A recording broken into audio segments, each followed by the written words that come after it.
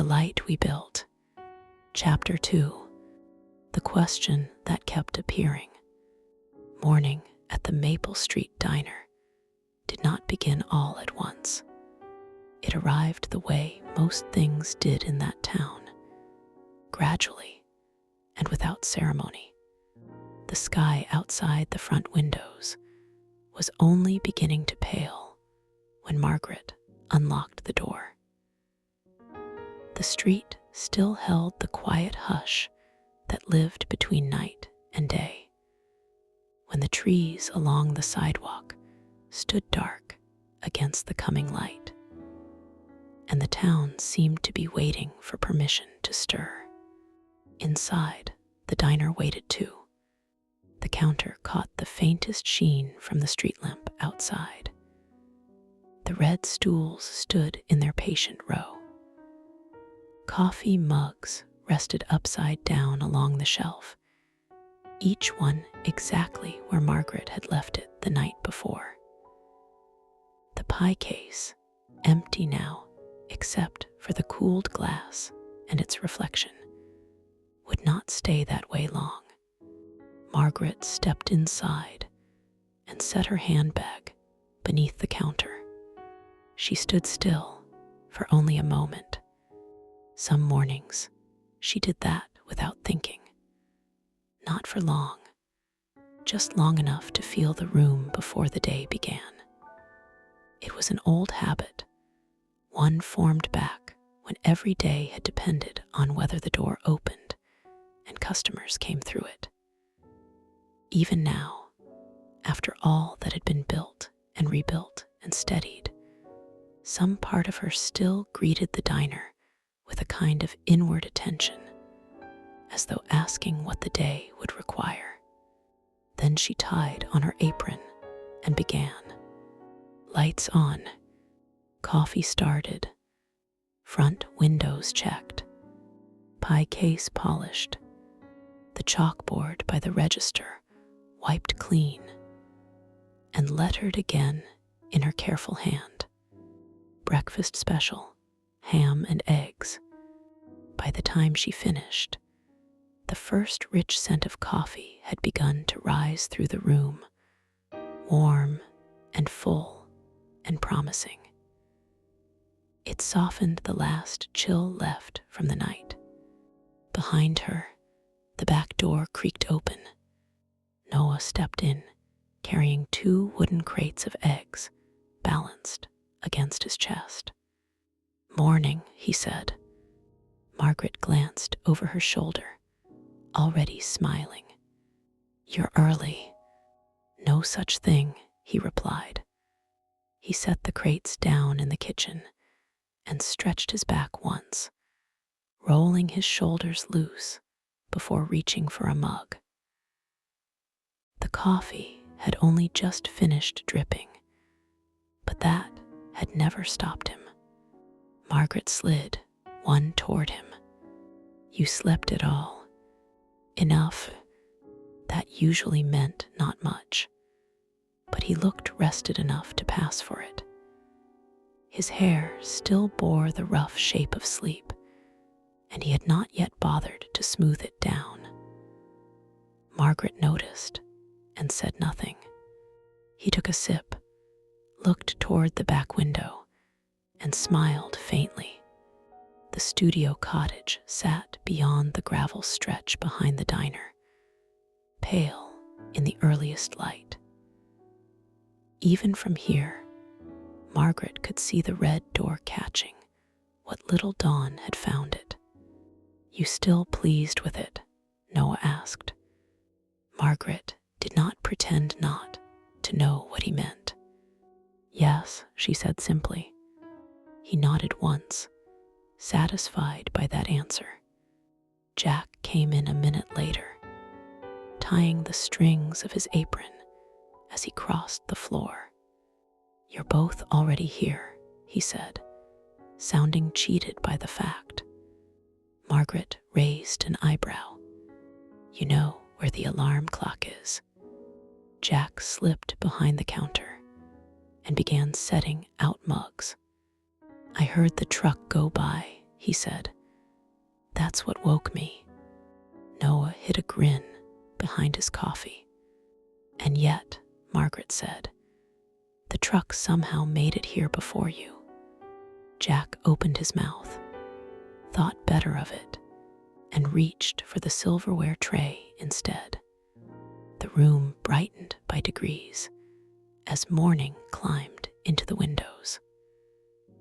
Metal surfaces caught the light first, then the glass syrup bottles, then the row of stools, then the framed pie advertisement by the register. The diner seemed to wake from one end to the other. Margaret moved through the room with the calm efficiency of long practice. She checked the jam caddies, straightened the sugar dispensers, laid out menus, and filled the pie case with the morning's first offerings.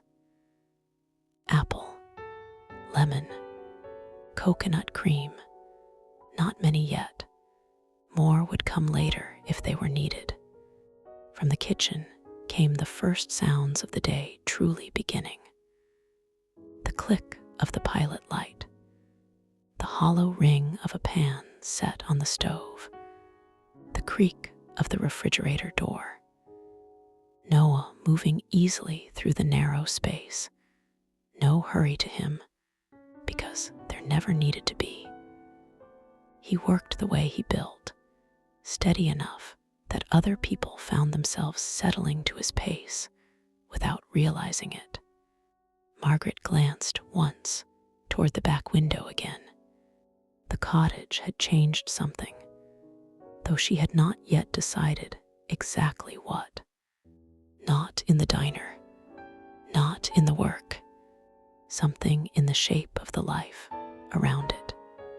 It stood behind the building with a quiet, finished certainty that made the whole property feel more rooted somehow, as though what had once been only plans and labor had begun, little by little, to become a place people belonged to.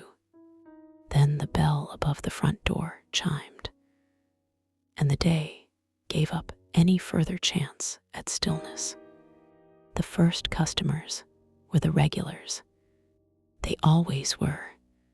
Mr. Collier from the hardware store came in with his folded newspaper tucked beneath his arm and nodded to Margaret before taking his usual stool at the counter.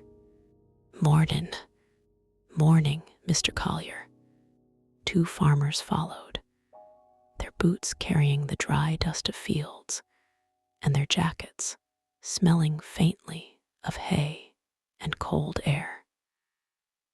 They took the booth nearest the kitchen and began discussing fence posts before they had even sat down properly.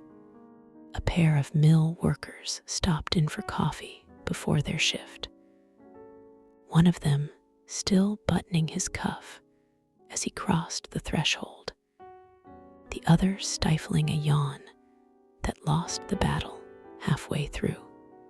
The room changed quickly after that.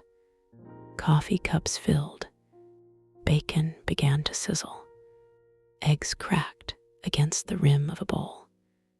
Mr. Collier snapped his newspaper open with a sound that had become part of the diner's morning music years earlier. The bell over the door chimed again and again. Margaret moved between tables with easy precision, topping off coffee, setting down plates, taking orders, remembering who wanted rye instead of white, and who preferred jam with biscuits, and who always asked for one more slice of ham than the special technically included. Jack followed her pace as best he could, carrying plates from the pass-through, wiping the counter, refilling water glasses, and trying to anticipate what would be needed before it was called for. He was tall enough now that he no longer seemed to be reaching upward into the work. He moved through it more naturally than he once had. Even so, now and then Margaret caught him glancing toward Noah to measure his timing against his father's. Noah stood at the grill in shirt sleeves, one forearm spotted lightly with flour where he had brushed against the prep counter. Heat gathered around him from the stove, and the morning grew warmer with every minute. But there was never any sign he minded. He turned bacon, plated eggs, split biscuits, and slid finished orders into the pass-through with calm efficiency. The familiar fullness of the diner settled in, forks against plates, low voices crossing and overlapping, the hiss of the griddle, the steady fragrance of coffee threaded through everything. It was during that first full wave of business that the travelers began to arrive. A young couple stepped in carrying small travel bags, their coats marked lightly with the dust of the road. They hesitated only a moment before Margaret greeted them and guided them to a booth near the window. "Long drive?" she asked as she poured their coffee. "Since before sunrise," the man said. The woman smiled apologetically. "We thought we'd make better time than we did." "No one ever does," Margaret said. That earned a laugh from both of them. They ordered eggs, toast, and a side of bacon to share. While Margaret wrote it down, the woman glanced toward the back window behind the counter. Her attention caught there and stayed. "Oh," she said softly. Margaret followed her gaze. Beyond the diner, past the gravel and the worn patch of yard, the little white cottage stood in the morning light. The red door glowed warm against the pale siding. The flower bed along the front had not yet filled in, but it would. The place already had the look of belonging, as though it had been there longer than it had. "That's lovely," the woman said. Margaret smiled. "Thank you." The man leaned slightly for a better look. "Is that a guest cottage?" Margaret shook her head. "No, that's my painting studio." The woman turned back to her with fresh interest. "You paint?" "Some." The woman smiled again. "Well, it looks like a place someone would like staying in." Margaret gave a quiet laugh. "It wasn't built for staying in." "No, it was built so I'd stop taking over the dining room table." The woman laughed. The man did too. "That sounds fair," he said.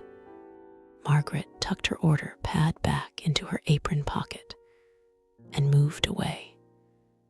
But she noticed that both of them looked toward the window again before their breakfast arrived. The comment might have passed like any other if it had not come again.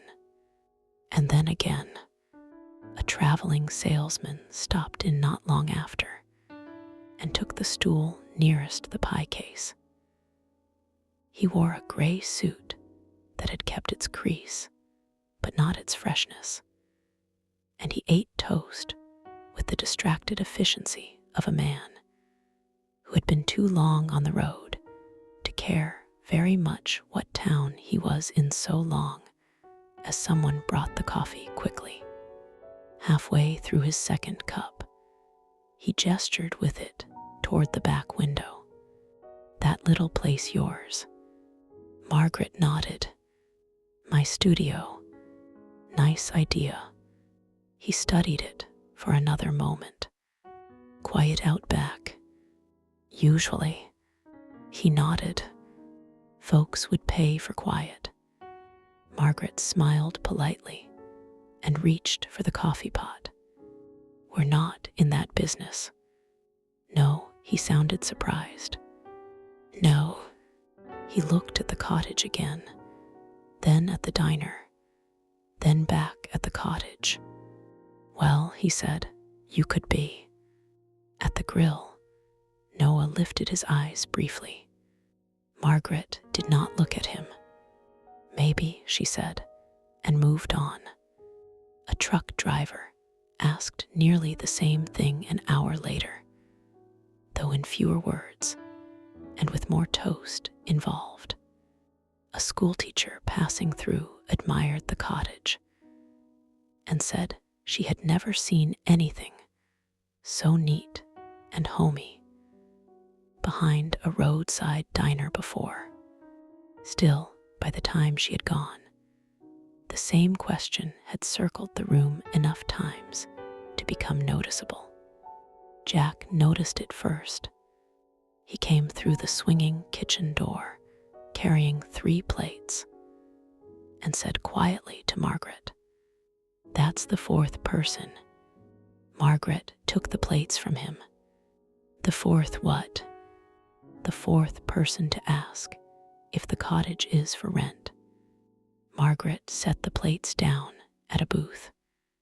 Then they'll be the 4th person told it is. Jack nodded, but his eyes went toward the window all the same. From the grill, Noah said, "Jack toast." Jack turned back instantly. "Yes, sir." But the count had been made, and once made, it could not be quite unmade. By late morning, the diner had grown comfortably full. The Dawson family arrived just before the busiest stretch. Pete stepped inside first, brushing dust from the shoulders of his jacket. Lois followed behind him, composed as always. Caroline and her sisters came in after, bringing with them the quiet stir that always seemed to arrive with families who had already been laughing before they reached the door. "Morning," Pete called. "Morning," Noah answered from the grill. They slid into their usual booth. Jack brought coffee. Caroline greeted him with a small smile. Virginia leaned halfway across the booth to look toward the back window. "What's that little house?" Jack followed her gaze. "That's Mom's studio. The one your dad built." "Yes." Georgia pressed her hands into the booth seat to lift herself higher. "It looks like a fairy house," she announced. "It does not," Virginia said. "It does too." Lois turned slightly to look at it. "It's very charming," she said. Pete leaned back and studied the cottage through the glass. "Well now," he said thoughtfully, "that looks like something travelers would pay to stay in." Jack looked up. "Pay?" Pete gestured toward the back property. "Folks passing through town. Some people would rather stay somewhere quiet than in one of those roadside motels." Lois continued to look at the cottage. "It does have a welcoming look." Margaret came by with plates and heard the tail end of that. "I built it so I could paint," she said calmly. Pete tipped his head. "I know that." "Well then," he smiled, "I'm only saying there's an idea sitting out there." From the grill, Noah said, "Seems to be a popular one today." Pete glanced over. "Has it come up much?" "Enough," Noah said. Jack, who had been listening harder than he meant to, set a syrup bottle down at the wrong booth and had to circle back for it. Margaret noticed, but said nothing. Lois folded her hands on the table.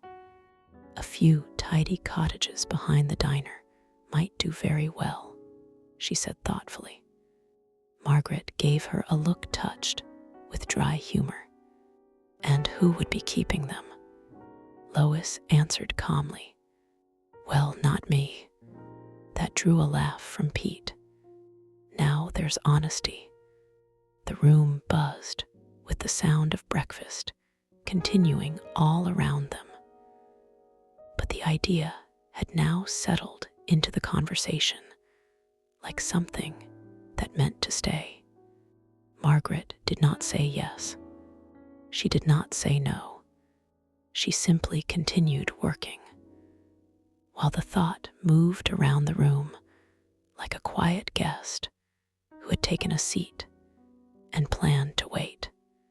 That evening, the diner finally grew still. The last dishes had been washed. The lights downstairs dimmed. Upstairs, the apartment settled into the quiet rhythm of night. The boys had gone to bed an hour earlier. Their doors were closed, their rooms dark, except for the faint spill of moonlight through their windows. In the living room, Noah sat in his chair reading. The lamp beside him cast a warm circle of light across the page. Across the room, Margaret sat at her sewing machine. The gentle hum of the motor filled the quiet space as fabric passed beneath her careful hands. On the radio across the room, a soft love song drifted through the speaker, one of those slow ones that always seemed to arrive late at night. Noah read another line, then another, but eventually the book lowered slightly in his hands. He listened to the music, to the quiet hum of Margaret's sewing machine, to the comfortable peace that had settled into the room. After a moment, he closed the book and set it on the small table beside his chair. Margaret continued sewing for another minute before she noticed him standing. He crossed the room slowly. When he reached her chair, he held out his hand. "Mags," he said gently, "come dance with me." Margaret looked up. The smallest smile touched her face. She switched off the sewing machine and placed her hand in his. Noah drew her to her feet. They stepped into the open space between the chairs and the table. At first, they simply swayed. Slow, unhurried, the kind of dancing that belonged to people who knew each other well enough not to need steps. Every so often Noah would spin her out slowly, letting her skirt turn in a quiet circle before pulling her gently back against him. Margaret laughed softly once when he did it. Then she rested her head against his chest. Noah kissed the top of her head. Her apple shampoo still carried its faint clean scent from earlier that evening. They continued swaying slowly while the music played. Across the room, down the short hallway, two doors opened just slightly. One on the left, one on the right. Two boys peered through the narrow cracks. Just to see, they watched their parents turning slowly in the lamplight, the quiet music drifting through the room. After a moment, the doors closed again, very carefully, and the hallway returned to silence.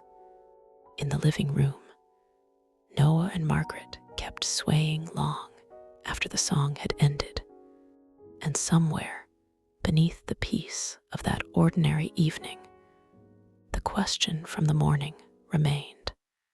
Waiting, small cottages, behind the diner, a place for travelers, a place to stay. Not yet an answer, but no longer only a thought.